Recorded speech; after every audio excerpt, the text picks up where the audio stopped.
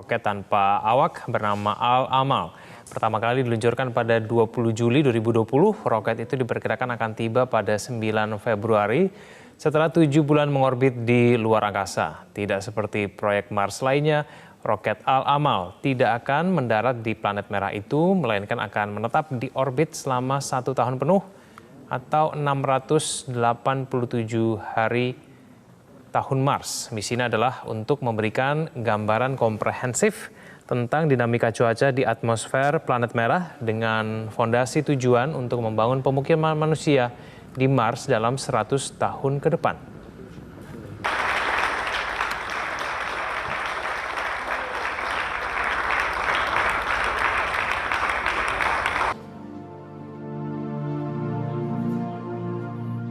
Proses pembangunan jembatan ini pun melewati berbagai kesulitan.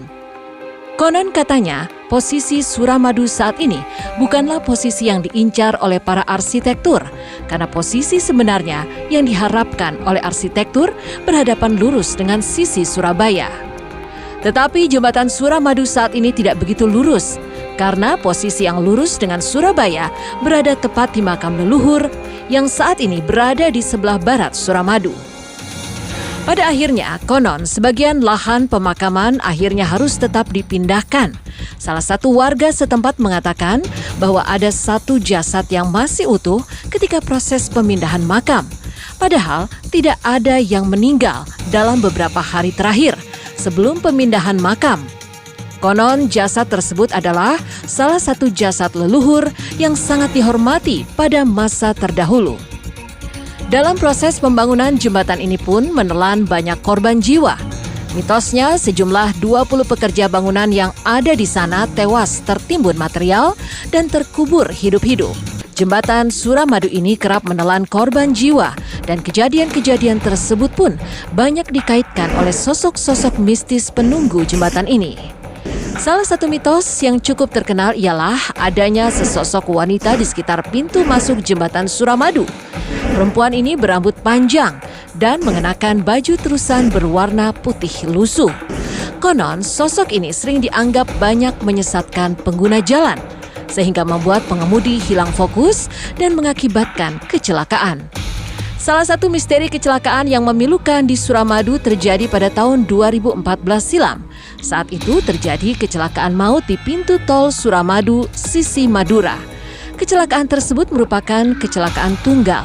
Saat itu, sebuah mobil sedan yang mengangkut 5 orang tersebut menghantam pintu tol jembatan Suramadu. Alhasil, kelimanya pun langsung tewas di tempat. Mitos lainnya pun beredar mengenai jalan yang bercabang 2.